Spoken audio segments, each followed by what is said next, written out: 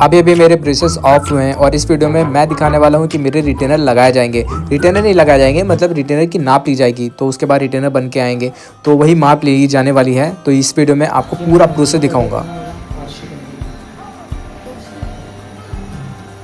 कैसा लगा? ये जो आप खांचे देख रहे हैं, ये खांचे हमारे मुंह में डाले जाते हैं, इसके अंदर कुछ भरा जाता है और उसके बाद हमारे मुंह पे नाप ली जाती है उस रिटेनर की। तो अभी आप वो प्रोसेस होने वाला है। उससे पहले ये देखिए मेरे ब्रेसेस निकाले गए हैं, तो उनके टुकड़े ऐसे पड़े हुए हैं। अब आप बताइए इनका डॉक्टर क्या करेंगे, किसी और के लगा देंगे या फिर उनको बेच देंगे। मेरे दिमाग में बात बहुत आती थी कि यार जो हमारे रिटेनर होते हैं इनका डॉक्टर करते क्या है निकलने के बाद। अभी मेरे ऑर्थोडेंटिस्ट मुझसे कह रहे थे कि अभी तो दांत से हुए, अभी इनके साथ 10 चीज़ें और करनी है, मतलब मसाज करनी है अपने मसूड़ों की और उसका देखभाल करना है अपने दांतों का, मतलब टाइम से 2 बार ब्रश करना है और दुनिया भर की चीज़ें बताई हैं। तो यही सारी चीज़ें भी हमें करनी पड़ेंगी। अब इतने सारे इनके पास सांचे हैं, ये सारे सांचों को एक एक बार ट्राई करेंगे कि कौन सा हमारे मसूड़ों पर पूरी तरह से फिट बैठ रहा है या थोड़ा सा एकदम करेक्ट फॉर्म में आ रहा है। तो उसी के ऊपर वो सीमेंट वगैरह जो होती है उनके पास, उससे ही नाप ली जाती है। तो कहने का मतलब ये है कि पहले इसे नापेंगे कि कौन सा हमारे मुँह में सही से बैठ रहा है, जो हमारे सारे दांतों को कवर करे। तो एक एक करके वो ट्राई कर रहे हैं। देख लीजिए यहाँ पे आप देख सकते हैं। रिटेनर को लेके बहुत सारे क्वेश्चंस आ रहे थे, सडनली मेरे दिमाग में आते जा रहे थे, मैं और उनसे पूछता भी चला जा रहा था। कुछ भी खा सकते हैं, खाने में कोई प्रॉब्लम नहीं है। हाइजीन मेंटेन करना है, मसाज करना है। अभी आप जो देख रहे हैं, ये जो डॉक्टर जो बना रहे हैं, यही वो एक तरह का पता नहीं क्या है, इसी को उस खांचे में भरा जाएगा और उसके बाद हमारे मुंह में डाल के इसका मेजरमेंट किया जाएगा। तो और दोनों बार अलग अलग बनाया जाता है, मतलब एक बार अपर टीथ का बनाया जाएगा, एक बार नीचे वाली टीथ का बनाया जाएगा। इसका ये रीज़न होता है कि यार एक साथ अगर बना देंगे ना तो ये बहुत ही जल्दी जम जाता है, तो एक साथ बना नहीं सकते, ये रीज़न है। देखिए अभी ये ऊपर वाले खांचे में भर रहे हैं और उसके बाद मेरे ऊपर वाले जो रिटेनर लगेंगे उनका मेजरमेंट लिया जाएगा। तो अभी आ रहे हो तो डेंटिस्ट, देखिएगा आप। और आप बताइए, आप में से जिनको भी लगा है इसका टेस्ट कैसा होता है बताइए। और बहुत ही अजीब सा लगता है जब पूरे मुंह के अंदर जाता है ये, तो ऐसा लगता है कि मिट्टी जैसा कुछ होता है, जैसे ये समझ लो मिट्टी है या चूना है, वैसे ही कुछ होता है। और पूरे मुंह में लगाया जाता है और डॉक्टर प्रेशर लगाते हैं कि अच्छे से नाप आ जाए। तो यार जब भी आपके ब्रेसेस की जब नाप ली जाएगी ना, तो इस बात का ध्यान रखना कि बहुत ही अच्छे से ली जाए, मतलब उसमें सारे डिटेल्स बहुत अच्छे से हो, नहीं तो फिर वही हो रहेगा कि कोई दांत छूट गया या किसी के अच्छे से मतलब नाप नहीं आएगी। तो ये थोड़ा सा ध्यान देने वाला वो मतलब टाइम होता है। और आप देख सकते हैं कि ऑर्थोडेंटिस्ट कितने ध्यान से इसका नाप ले रहे हैं, बिल्कुल कोई भी लापरवाही नहीं कर रहे हैं। और मुझसे पूछिए, मेरे मुंह में ये लगा हुआ था तो इतना बेकार लग रहा था, मैं बहुत कोशिश कर रहा था कि मुझे इसका टेस्ट ना आए, मैं इसका टेस्ट ना लूँ, लेकिन जब मुँह में मिट्टी जैसा पूरा भरा रहेगा एकदम आखिरी के दांतों तक, तो अजीब सा तो लगेगा ना। और यहाँ पे आप देख सकते हो जो उनकी हेल्प कर रही है, दूसरे मतलब नीचे वाले जो रिटेनर है उसका बनाने के लिए, उसका क्या जो भी जो जिससे नाप ले रहे थे वो दूसरा बनाने के लिए देखिए फिर से मिक्स कर रहे हैं जो भी चीज़ें लगती हैं। आपने देख लिया होगा, चूने ही लग रहा है यार, वाइट कलर का है, पता नहीं क्या होता है, लेकिन ये बहुत ही जल्दी सूख जाता है। अभी आप देखेंगे ये कैसे सूख जाएगा इतनी जल्दी। अब इसके बाद नीचे वाले रिटेनर्स की नापने की तैयारी चालू हो गई है और उसी जो मिक्सचर था उसको बनाना स्टार्ट कर दिया डॉक्टर। और सेम वही प्रोसेस होगा, इसका भी उसी खांचे में रखा जाएगा और उसके बाद फिर हमारे दांतों में लेके उसकी नाप ले ली जाएगी।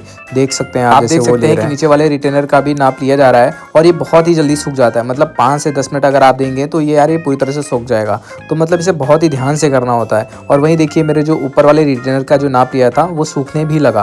बेसिकली क्या होता है, ये एक खाली जगह बन जाती है जिसमें हमारे दांतों का खांचा आ जाता है, फिर उसी टाइम पे इसके अंदर एक वाइट कलर का कुछ भरा जाता है और फिर वो हमारे जबड़ों का शेप ले लेता है और फिर उन्हीं जबड़ों के ऊपर रिटेनर लगाए जाते हैं जो प्लास्टिक के बनाए जाते हैं, तो वो उसके ऊपर बनाए जाते हैं। तो ये प्रोसेस होता है। मतलब अभी नहीं समझे तो रुके मैं आपको डिटेल में थोड़ा सा और अच्छे से बताता हूँ। मतलब कि ये जो उन्होंने साफ कर रहे हैं ये हमारे दांतों का एक खाली ढांचा बना है, इसके अंदर एक सीमेंट भर के हमारे नकली दांत बना दिए जाएंगे, पूरा जबड़ा नकली बना दिया जाएगा और उसके ऊपर रिटेनर की नाप ली जाएगी। ठीक है, अब समझ में आया?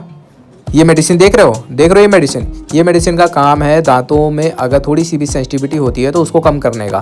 तो मैंने डॉक्टर से बोल दिया कि भाई मेरे थोड़े से दांत सेंसिटिव हैं, तो ये मेरे दवा लगा रहे हैं और ये मतलब बहुत ही अच्छा असर करती है। मेरे दांत बहुत ज़्यादा सेंसिटिव थे, मतलब मैं खा नहीं पा रहा था ठंडी चीज़ों को, तो उसके बाद इन्होंने मतलब ये दवा लगा दी और आज करीब 10-15 दिन हो चुके हैं मेरे ब्रेसेस हटे हुए और मुझे अब उतनी ज़्यादा सेंसिटिविटी नहीं होती, मैं कोई भी चीज़ खा लेता हूँ। और डॉक्टर कोई भी चीज़ अगर अप्लाई करते हैं मेरे दांतों में तो मैं 10 बार उनसे पूछ लेता हूँ ये क्या है, इसका क्या यूज़ होता है, कितनी बार लगाना पड़ता है, क्या बार बार कराना पड़ता है, मतलब ऐसे जितने भी डाउट आते हैं मैं ऑन द स्पॉट उनसे पूछ भी लेता हूँ लगे हाथ। इस दवा को दांतों की जड़ों पे लगाया जाता है और लगभग हर एक दांतों की जड़ों पे लगाते हैं जहाँ जहाँ पर सेंसिटिविटी हो रही थी। मेरे ऑर्थोडेंटिस्ट ने लगभग बाहरी कोटिंग और इनर कोटिंग में सभी जगह पे लगा दिया और उसके बाद मुझे सेंसिटिविटी काफ़ी हद तक कम हो गई है। मतलब मैं ये कह सकता हूँ कि 95% तो कम हो गई है। अब थोड़ी बहुत माइनर है तो ठीक है, उतना तो चलो हो जाता है, नॉर्मल लोगों को भी होता है, लेकिन अब 95% कम हो गई तो मतलब ना के बराबर ही लगता है। और मेरे बहुत सारे भाई लोग सोच रहे थे कि रिटेनर हमको क्या तुरंत मिल जाते हैं। नहीं यार, रिटेनर का एक दिन नाप लिया जाता है तो वो दूसरे दिन मिल के आएंगे। तो कोशिश करिएगा कि आप सुबह सुबह रिटेनर की नाप दे दें और हो सके तो वो रात को आपको रिटेनर मिल जाए तो ज़्यादा सही रहेगा। क्योंकि यार एक बार भी अगर रिटेनर आपको मतलब एक दिन भी अगर आपने लेट कर दिया ना तो हो सकता है आपके दांत जो पीछे की मूवमेंट में वापस चले जाए। मतलब जैसे ब्रेसेस लगाने से पहले थे वैसे भी हो सकते हैं। अगर आप जितना ज़्यादा लेट कर देंगे, अगर आप 2 दिन या 3 दिन या 1 हफ्ता लेट कर दिए तो भाई समझ लो सत्यानाश हो गया। फिर तो आप रिटेनर आ भी जाएंगे तो वो भी सही से बैठेंगे नहीं, क्योंकि कुछ डिफरेंस हो जाता है 7 दिनों में 6 दिनों में। तो कोशिश करिएगा जिस दिन अगर आपके ब्रेसेस मतलब निकले हैं उसी दिन आपको रिटेनर भी मिल जाए, और वो तभी हो पाएगा जब अगर आपकी अपॉइंटमेंट सुबह मॉर्निंग की होगी तभी हो पाएगा, नहीं तो अगले दिन तो कैसे भी करके हो जाए। अभी मेरे दांतों की क्लीनिंग भी हो चुकी है, पॉलिशिंग भी हो चुकी है, रिटेनर भी नाप लिए गए हैं। अब आप देख रहे हैं कि डॉक्टर क्या कर रहे हैं, फ़ोटो ले रहे हैं। अब फ़ोटो लेने के लिए ये जो भी मतलब मेरे दांतों में ये सब लगा रहे हैं, इसका मेन पर्पस है फ़ोटो लेना। उसका रीज़न क्या है, जब हम आए थे डॉक्टर के पास तो उन्होंने आने से पहले और जैसे ट्रीटमेंट स्टार्ट करने से पहले कुछ मेजरमेंट किए थे और देखा था कि दांत कैसे हैं, मतलब स्टार्टिंग में पोजीशन कैसी है और अब रिजल्ट क्या आया है उसकी भी फ़ोटो ले रहे हैं। यानी दोनों फ़ोटो अपने पास रख रहे हैं, अपने रिकॉर्ड के पास, कि स्टार्टिंग में कैसे थे भाई जब तुम आए थे और हमने क्या रिजल्ट लाकर आपको दिया।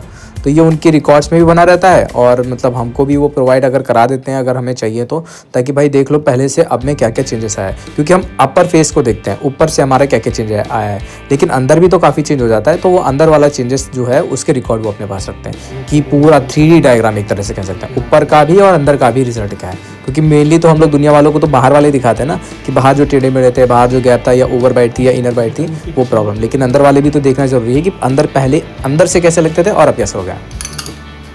और इतनी देर से मुंह फाड़े फाड़े है ना, मतलब मुंह पूरा सूख गया था। मुंह नहीं सूख गया था, बेसिकली क्या हो गया था कि लिप्स सूख गए थे, तो बहुत ही ज़्यादा पेन हो रहा था। ऐसा लग रहा था कि थोड़ा सा भी अगर ये और ज़्यादा मुंह फैला देंगे ना मेरा तो मेरे लिप्स फट जाएंगे। सीरियसली बता रहा हूँ, इसलिए मैं ही थोड़ा कंट्रीब्यूट कर रहा था, अपने हाथ से स्लोली आराम से कर रहा था आगे बढ़ाना या इसको और ज़्यादा फाड़ना, मुँह खोलना। तो मैं खुद से ही ट्राई कर रहा था क्योंकि मुझे ऐसा लग रहा था सच में फट जाएंगे।